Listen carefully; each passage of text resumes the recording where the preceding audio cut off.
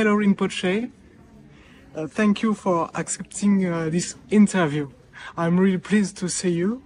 I follow your teachings since a lot of years on Dream Yoga, and I'm a practitioner, a passionate one. So it's a pleasure to see you, to speak about sleep, because maybe it's the little thing that lacks in my practice. And so you are a teacher and a meditation master in the Bon Buddhist tradition of Tibet. And you are currently now giving a teaching on Tibetan Dream Yoga. And first, my first question is a very broad one. What is Dream Yoga?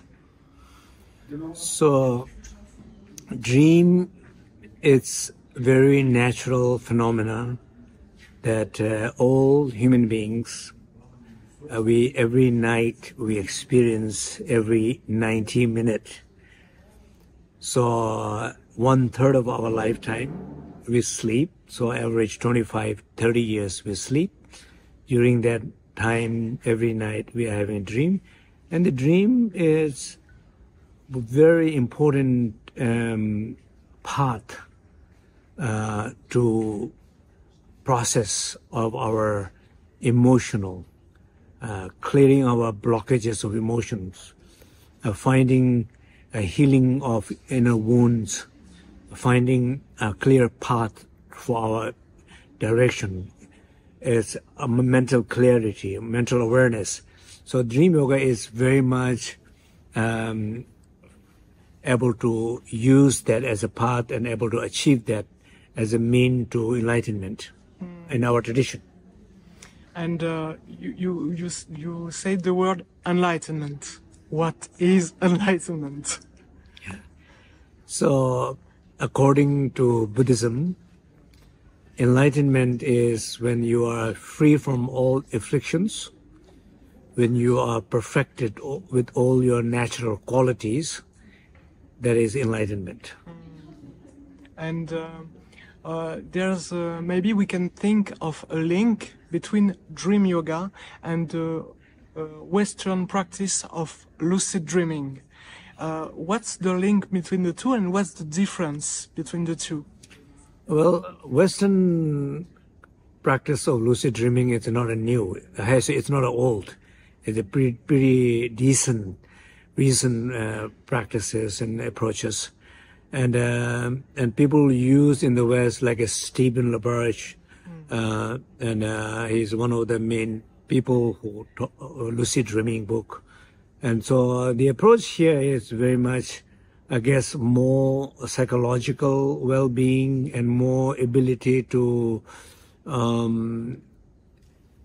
for example, he talks about when somebody having a problem walking, then you in dream, you have a lucid dream, in a dream you walk, and then you heal your ability to walk faster, your injury healing faster in your body, your fear of your public speaking. In dream you say it's a dream, you speak, you overcome your fear in public speaking, and then in real life you overcome your fear. So in the Western world, it seems like a dream is used more breaking some physical and emotional conditions that we have during our waking life through the dream. That's about it. In a tradition, an ancient tradition in Tibetan, it's that plus achieving enlightenment, overcoming the root of afflictions, overcoming every subtlety of emotions, from obstacles to obscurations to ignorance to self-doubt, in order to ultimately self-realize. So that notion in the Buddhist teaching, it's very strong there. But in the Western lucid dreaming, it's more, a little bit more playing, but in a sometimes not good way, sometimes better way, like a healthy way, like a healing your body, healing your emotions. And what's the first step to embark in this practice? What's the most important thing to have to start a dream yoga practice?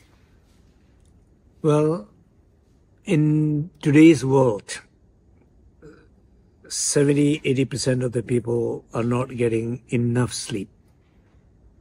So when you're not getting enough sleep, means you're not getting enough deep sleep, slow wave sleep, which is absolutely necessary for physical recovery. That also means you're not getting enough REM sleep, your dream sleep. That is absolutely necessary and important for your emotional and cognitive healings.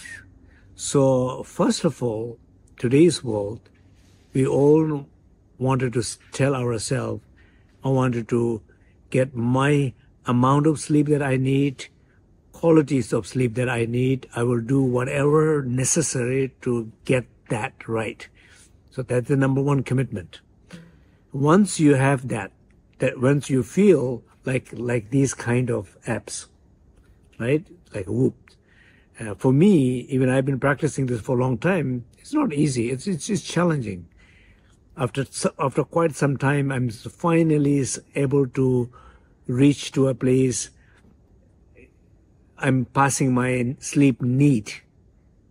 So it means whatever amount of sleep I need versus I had. So I will show you one image of yesterday night. So if you see this, that means I slept 8 hours and 18 minutes. My need was only 7 hours and 34 minutes. So I went beyond my needs. But this is not my normal nights. But these days is pretty normal. But a year ago, it was not like that. But I was not very bad. Some people I know really bad. But it was always need versus what I had. It's kind of close, but almost catching up with the need, but sometimes not enough. But even sometimes half an hour not enough, 1 hour not enough, or so on. So I think number one thing is that everybody need to sleep enough. Then you look at this number here, the last one particularly, that I'll show you. Like, if you look at these two, this is my good moment, good night sleep, where I got 3 hours and 55 minutes restorative sleep, means deep and REM sleep. The second one is 3 hours and 38 minutes.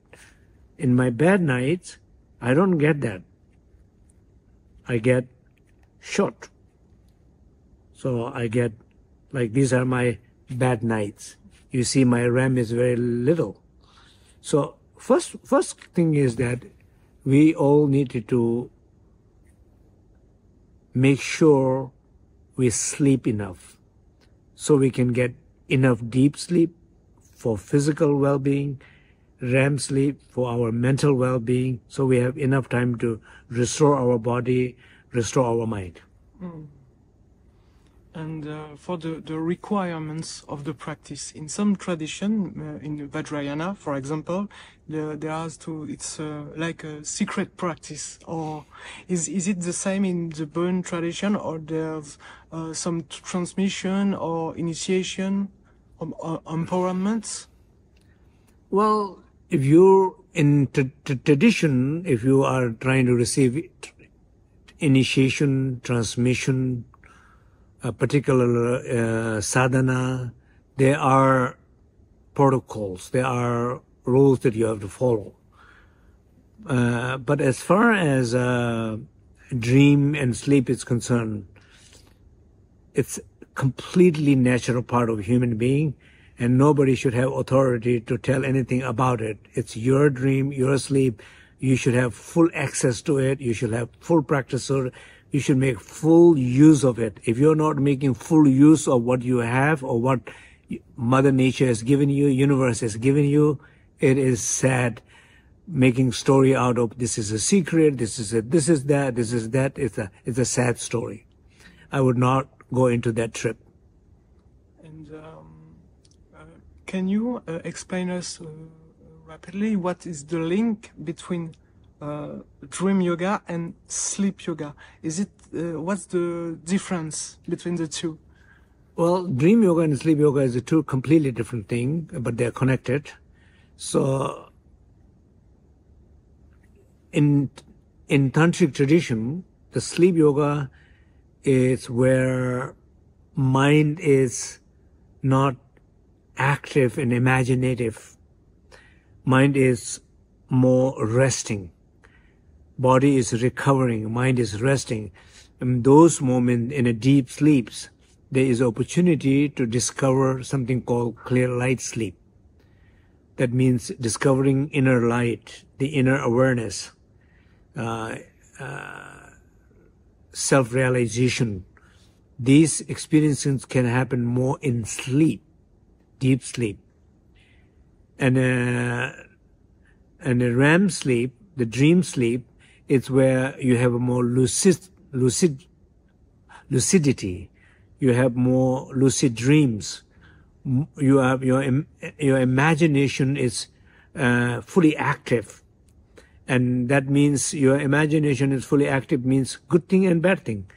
Good thing means you are able to imagine something that you are never able to think you will do in your life. Good thing. Bad thing means you are always stuck in the same recurring dreams. Even it's a dream, you're not able to change. Like stories like you're falling down somewhere. You're year after year after year, you're dreaming falling down rather than allowing yourself to fall down and realize there's nowhere you can fall down anywhere. Or feeling you are driving in a dark road, not knowing where you're going to end up, and feeling fearful about unknown road. And instead of feeling that, you say, I'm ready to explore unknown. I'm ready to know my unknown world, exploring that way. So these are active imagination and of the dream yoga practice. I've got two more questions, if it's okay for you. My first question is, I come from a tradition where shamatha is very important before going on this type of practices. What's your take on the Shine or shamatha practice? Absolutely. Shine or shamatha practices, it's important for everything. This is especially true this modern moment society, the lack of attention. We have children have a huge problem, learning problem, memory problem, sleeping problem, lack of attention. It's every moment multitask. So they always say, it's important to know what you're doing, important to know if you're focusing on what you're doing, important to know if you're happy what you're doing. If you're having these things correct, then everything will work. Most of the time they're doing something, but their attention is not what they're doing. They're doing something, but their attention is somewhere else. That's a big problem. So not to do profound meditation, but even do a simple task, pass your exam. It's required. Okay. And for the practice of dream yoga, can you give us a little thing to do on the daytime to maybe taste the dream yoga practice? What practice can you advise to do in the daytime? A very easy one, maybe? I'm not sure how easy it is, but we call cycle of day and night, the light and darkness. This cycle needed to be connected in a very healthy way. Most of the time, for many people, it's very unhealthy connection. They have a bad day, it creates a bad night. They have a bad night, it creates another bad day. And it's a continuous cycle of bad day, bad night, bad day, bad night. So you have to somehow to say, I will break that cycle. And one of the ways to break that cycle will be you have a little bit more control over your waking life, at least some people do, then you say, I wanted to be my day with more awareness. I wanted to take my time more. I wanted to slow down more. I will do less. I will speak less, listen more.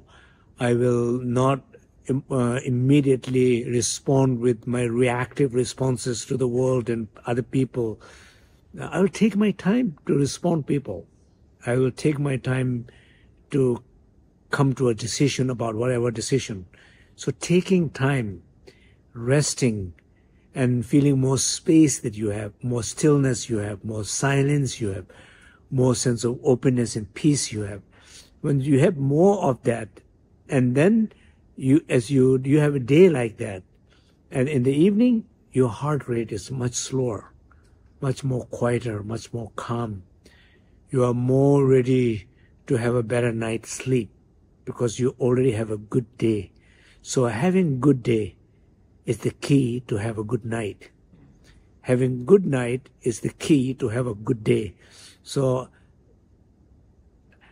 break those negative cycle. That's and do whatever way you can do it. It doesn't have to be one tradition, one particular method. Whatever calms you.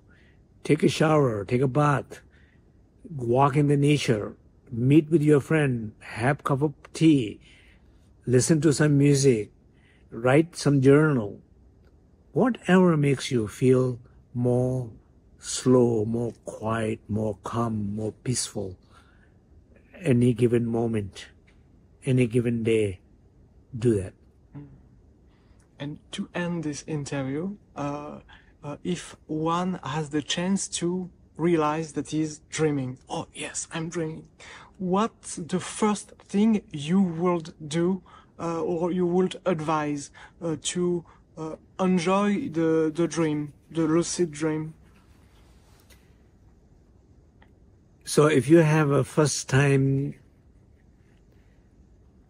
lucid dream, that probably might mean very likely that first night your dream is a little bit intense, unusual, challenging, amazing, something special.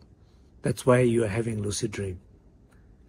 So in a bad scenario, that means you're dreaming that you are stuck in the dead end road, or you feel you're lost.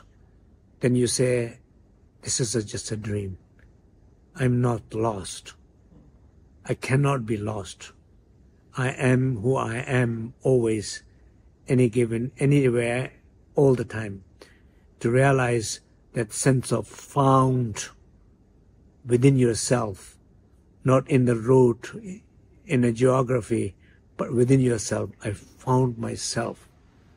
That will be a practice you wanted to do. That is also, you can say it's a fun thing you can do, but fun with the practice, not fun with the destructive fun. You have to be, whenever you use the word fun, be careful. Some fun, a real fun, it heals. Real fun connects. Real fun, it's joy. Real fun, it's healing. Real fun is healthy. That means you have labeled your fun in the right places. And there are a lot of people name fun to many other things. How do you know it's not a fun? Because it's self-destructive, not self-awareness. It's destroying your kidney, liver, heart, your health, your friendship, your family, your community, your business. If it's your fun, something you call fun, if it's destroying all those things, sooner you realize it's not fun, the better it is. Thank you very much, Rinpoche. It's wonderful. And I will put under the video all your links for your online teachings and your websites and your YouTube. It's a very rich thing to explore. So thank you very much, and I'm happy to be here tomorrow again to follow your teachings. Thank you. Thank you.